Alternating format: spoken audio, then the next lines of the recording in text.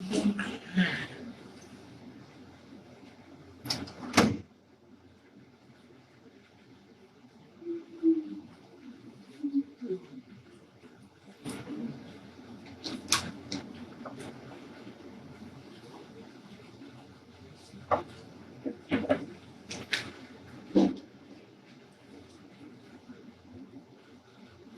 right. How's everyone? Good? Good? Everyone online good? Looks good? Everyone online looks great. Dark gray screens and names. Sweet. Okay. So,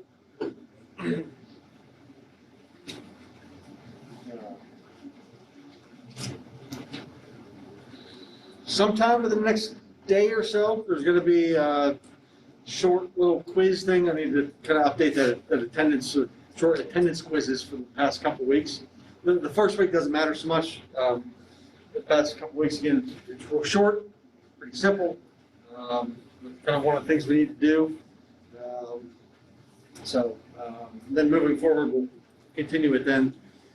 Maybe, it's supposed to be every week, but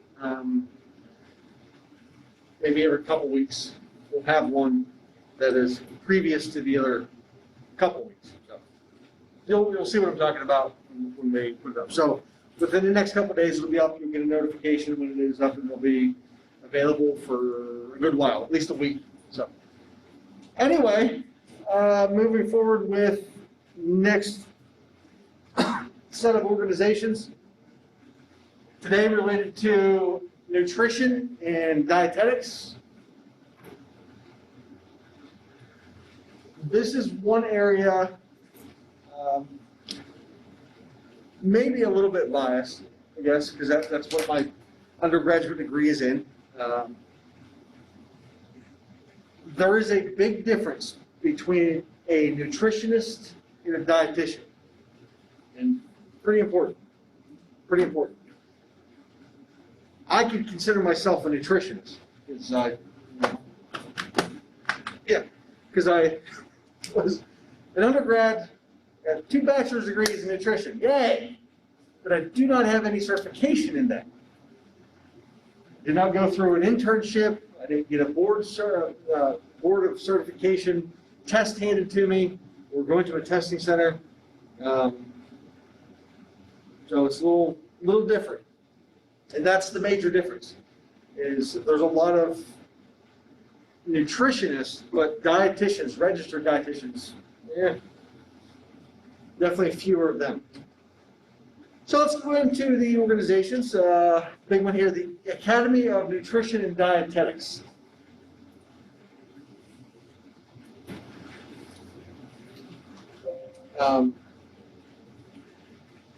This organization also used to be known as the American Dietetics Association, or ADA. They changed their name roughly 10 or 12 years ago because I think there was some confusion between them and the American Diabetics Association, which they actually work pretty closely with as well. They do a lot of different events together. So I think they just changed it so there was no more confusion with the acronym for it. So the Academy of Nutrition and Dietetics. So some of the older references to this organization is going to be the American Dietetics Association. Some memberships, certifications. You have an active, a student, associate, and then also if somebody is a registered dietitian, you can look at that as well. But let's take a look at the website soon. Hopefully the website's working. There we go.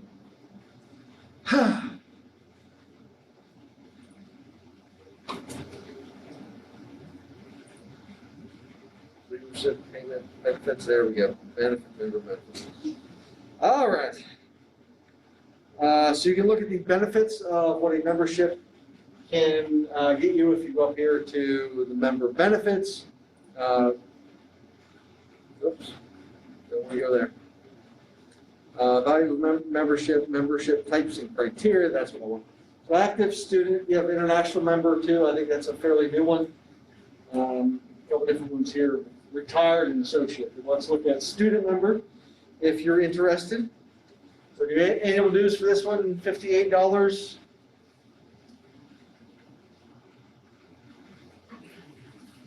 Oh, no processing fee. That's good. Good.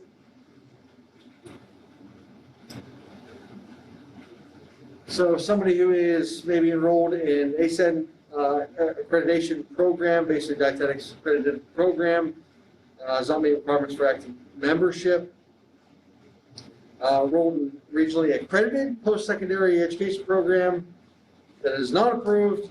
Classification state their intent to enter ASEN program. So if you're looking to go to graduate school potentially for nutrition or maybe dietetics, sports nutrition, this would be something for you then. And you could still be a member, be a student member, still qualify for it.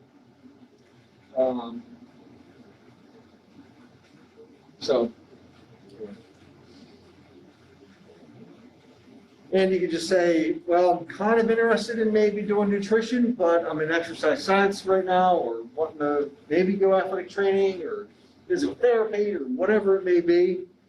And just say, I'm just interested in joining to get some more information. I can't imagine they're going to be too stringent in terms of who students who join. I mean, as long as you're in some type of health field, they should allow you to join it from an accredited institution, which we are. Plus, they want the money, so it's kind of the other part to it. So they're not saying they'll just take anyone off the street, but they'll anyway. Benefits of the student membership. Most of the time, it's going to be about the same as what the professional ones are. Sometimes you don't get to vote in terms of like who becomes the president of the organization.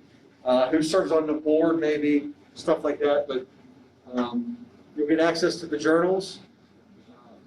So really not too bad of a fee. It's a little on the pricey side for a student membership, but it's still, if you're interested in nutrition, this is definitely the organization to be a part of. Try to get involved with, see if they have any regional conferences and stuff like that you might want to go to. Maybe, I guess, right now, probably most of the organizations are probably having webinars and long distance type of seminar type stuff that's going on. So I'm sure it's probably like a paid Zoom meeting type of thing.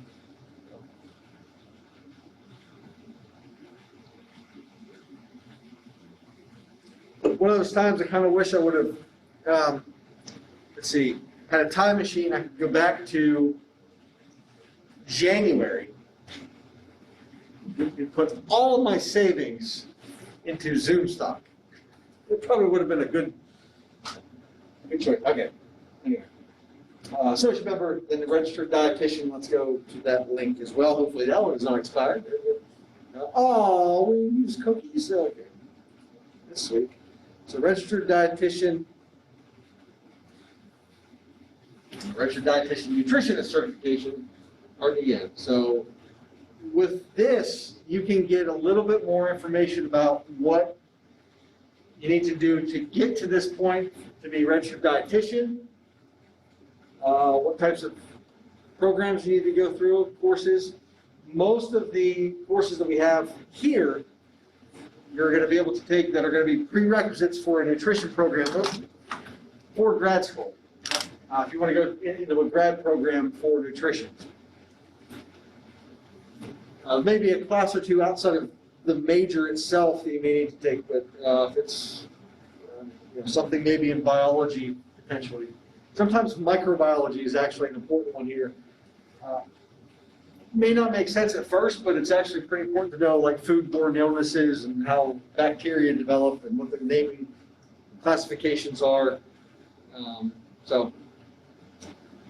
Well, you can see the eligibility requirements, the career information, where you can work. Oh,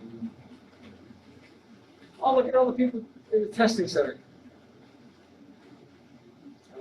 Examination overview, and again, where resources for RDs and for employers. So you get a little more information on the certification, what it entails. I think, actually, let me, information, eligibility requirements. Oh my goodness. I know about your cookies. Does not say the number of hours. I do know that it is quite a few hours of an internship. Some graduate programs actually have the internship built into the program, so that's a good thing moving forward. Most registered dietitians now go to a graduate program. They just don't necessarily go only to an internship, take the exam. They'll get some type of combination. Sometimes it can be a little cheaper just getting it all in one package, but it doesn't necessarily need to be. You can just go get the internship. But for this, you're going to need some type of classes coming out of this particular major, unless you make up a lot of courses somewhere else. So just to be aware of that. Different publications that they put out. The big one, more scientific one, would be the Journal of Academy of Nutrition and Dietetics, rightly named. So peer-reviewed literature in nutrition, dietetics. Maybe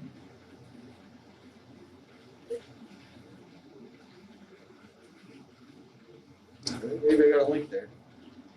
This one. Ah, there we go. There it is. The journal. Published since 1925. Whew. Man. So both print and electric formats. I would imagine it's probably cheaper if you get a membership, maybe to get digital copies. Like I've said before, some of the organizations are making you pay a little extra for print copies now.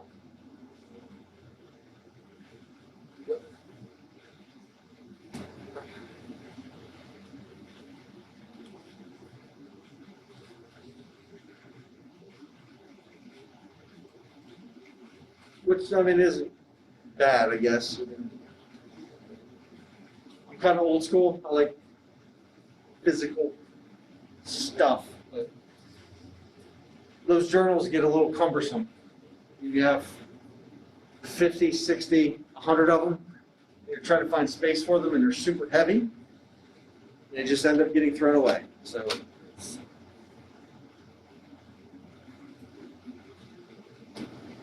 that was that for the publication.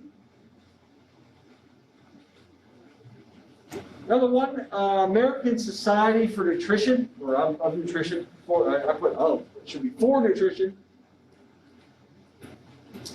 This one, also another older one, established 1928.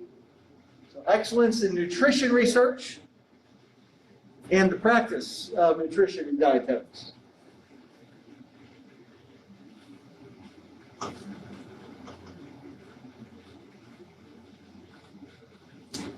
So their mission statement then, develop and extend knowledge of nutrition to all species, fundamental, multidisciplinary, and clinical research trials.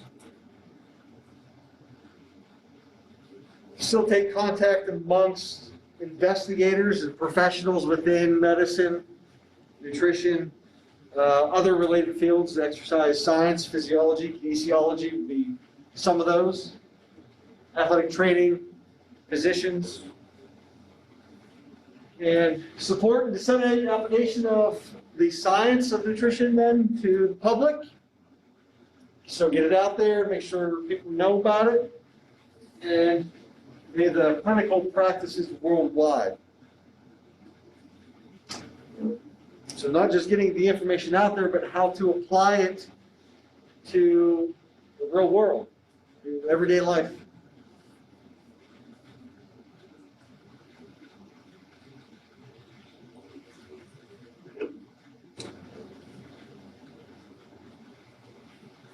Yep.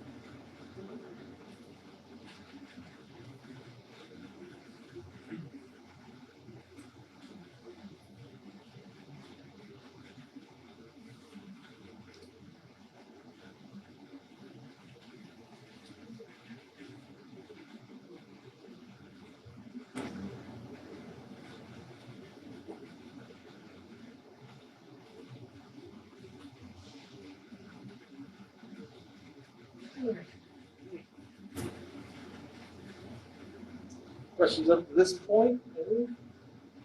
All right. Anyone interested in nutrition after this? Everybody? Maybe a little bit. Usually a couple that are interested in it. Maybe even as a side thing potentially. Maybe as a second option. It's a fascinating field. And registered dietitians are amazing at being able to determine how much somebody needs of whatever nutrients on the fly, because they've just what they do.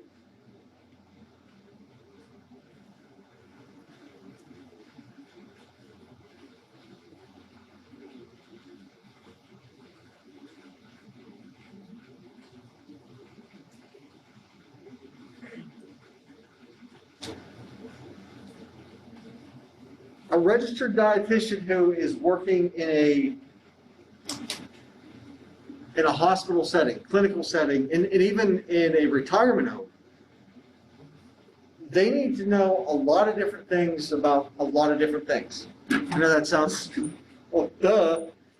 So not only do they need to know about nutrition and the nutrients, how much certain people need, depending upon the age, maybe they need a certain amount of one nutrient or multiple nutrients based upon their disease or condition that they have. So not only do they need to know about the nutrition, but how it interacts with certain conditions and how those conditions even develop. So the pathophysiology of the actual disease itself, they need to know about.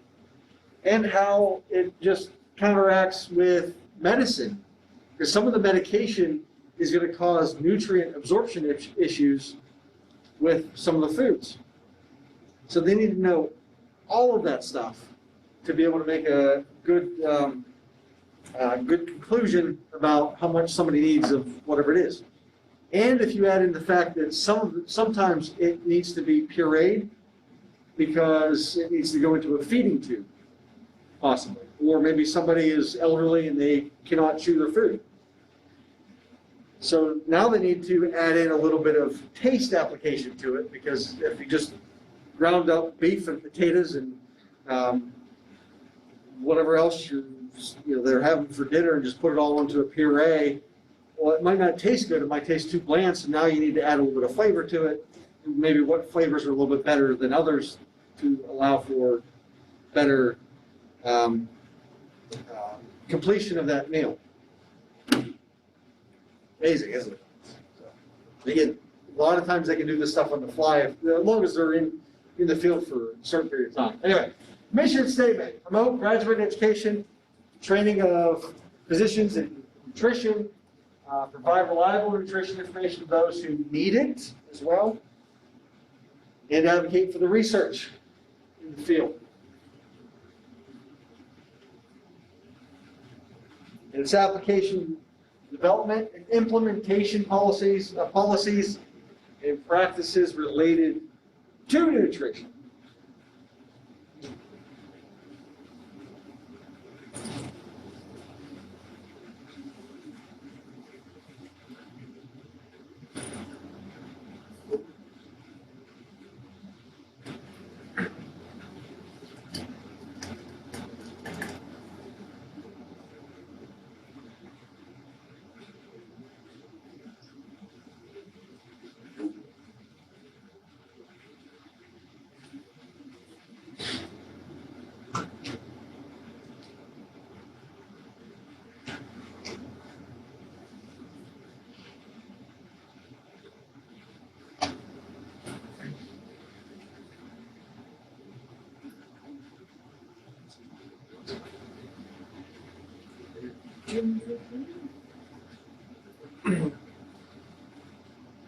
So similar mission statements as most organizations, just trying to promote the field, trying to promote good scholarly activity, research, development of new practices, trying to learn new stuff and add to the material that we already have.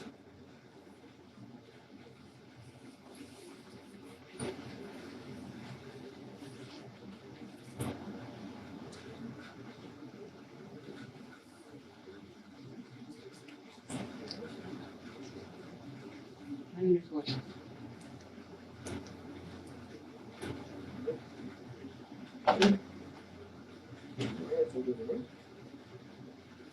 So memberships here, it's regular, which is professional, nutrition-related field, notable accomplishments.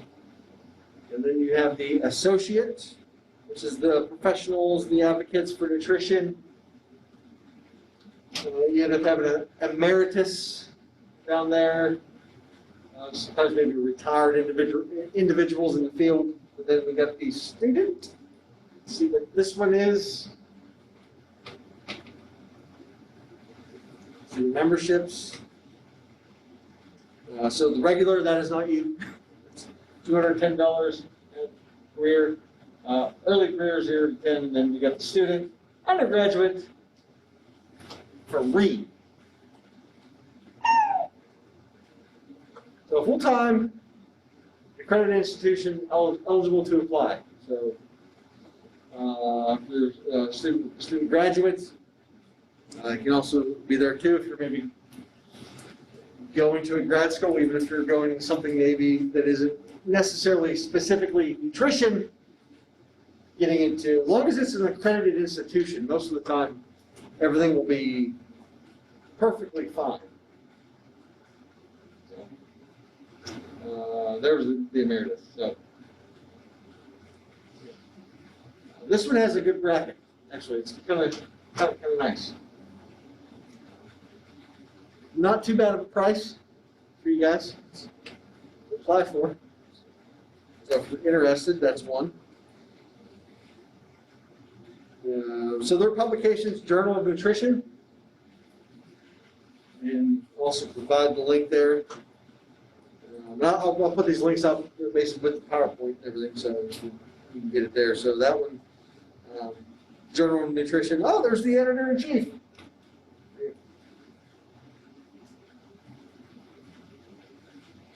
And they always got like pictures of like nice whole grain food and fruits. And I mean, even look at the lab picture here.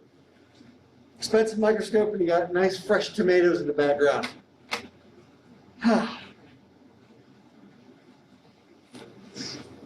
Looks good anyway. I'd prefer them green and fried, however.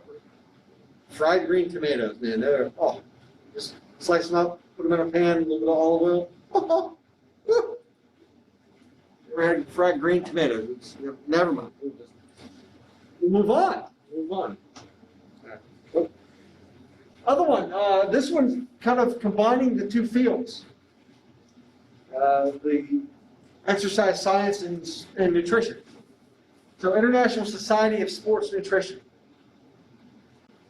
And this one is a little bit more international. They do have international conferences almost every year. Some of the international conferences are actually here in the United States. I think sometimes in Vegas. So yay! In Vegas. Other times in the southern regions, but.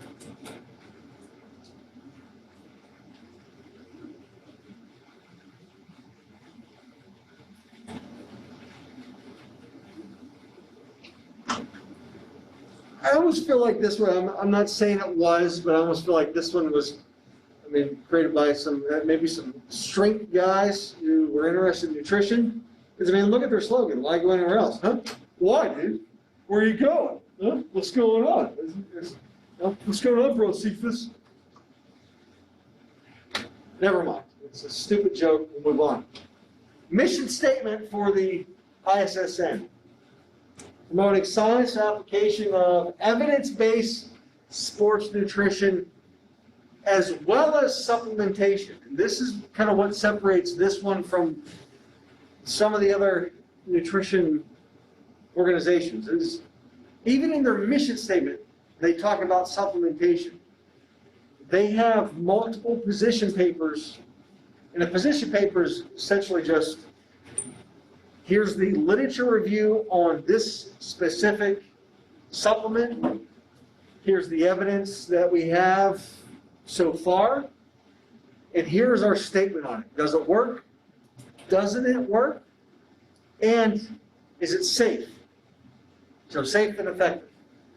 And if it's not, they'll say it. If it is, they'll say it. If it's maybe safe and effective under certain scenarios, then they'll talk about that.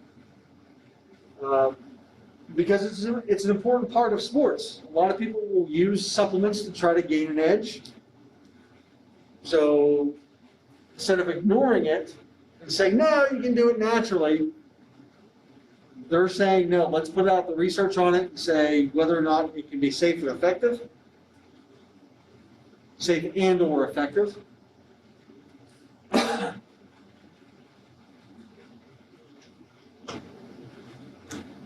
Memberships here, again, another student membership, fellow, then there's a professional one.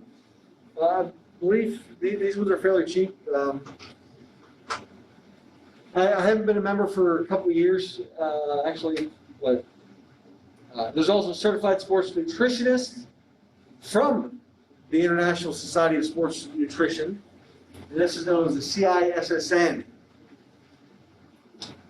Let's look at the student memberships. Student memberships here, $70. Currently enrolled full-time in college university. Must prove that you are full-time. Probably either a schedule or transcripts or something like that. It could be unofficial, not sure. Look at the professional members. Get a discount if you're in the armed forces. So it's good. Oh boy, lots of. Oh. Kennesaw State. Must be a conference. Actually, let's do conferences.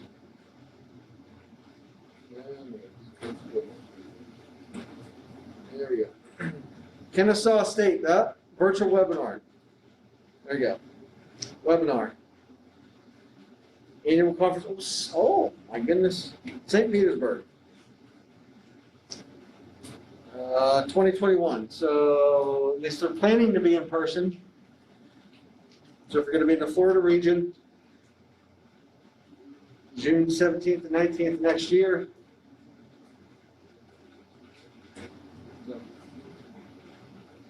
You would get a discount if you're still a student for the fee to actually go, especially early registration is usually cheaper than waiting for the last minute. But $100 isn't bad. Trust me, it's not bad. Well, you can see what it is for the professionals. It's almost $300 just to attend the conference. But usually you get a T-shirt. Or T-shirt and a little baggie of something. So where are we at? So they do have their certification. Oh, we'll get back to their certification. Certifications, there we go. CIS. Oh my goodness.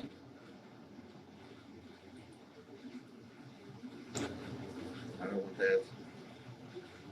Practice exams, there we go. Certified Sports Nutritionist, the International Society of Sports Nutrition. You can get a little more details of this if you want to take it. And what the requirements are before you take it. What the prerequisites are. And they'll give you study questions. You can see that, study guide questions, and determine where you can take it online. I'm not sure with some of these certification exams, how things are changing right now with testing centers. I don't know if a lot of testing centers are still open. I'm thinking stuff like the SATs, the GREs, the graduate, basically the graduate version of the SATs, which is probably just as worthless as the SATs, but that's kind of another topic for another day. So, not sure there, but some of these places you may be able to actually take it online in your dorm and wherever it may be, as long as you have a good internet connection. But they will likely use what's known as Respondus, something where it'll basically lock down your browser, and if your eyes go away from the screen for more than a couple seconds, it's going to flag it, and somebody can actually review the video, and if it looks like you're looking down at notes, then you failed.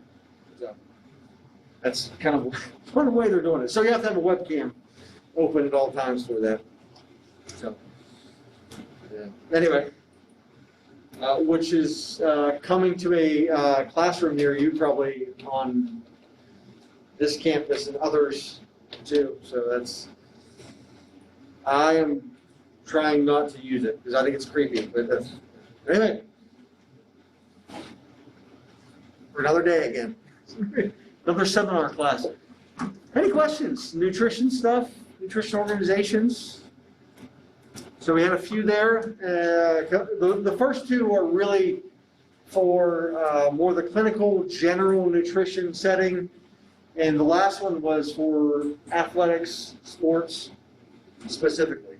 So, and the last one, you do not, the International Society of Sports Nutrition, for that certification, you don't necessarily need a nutrition degree to actually take that exam. So exercise science, exercise physiology should be sufficient. Be some stuff you might need to catch up on, but you can study for with their materials. So, no questions? I think that'll be it for today. I forget what we got next week, but figure it out. So again, we'll have some sort of mini quiz-ish coming next couple of days. And for them to see now until next week, have a good week, good weekend. Take care. Bye, everybody. Help control the pet population.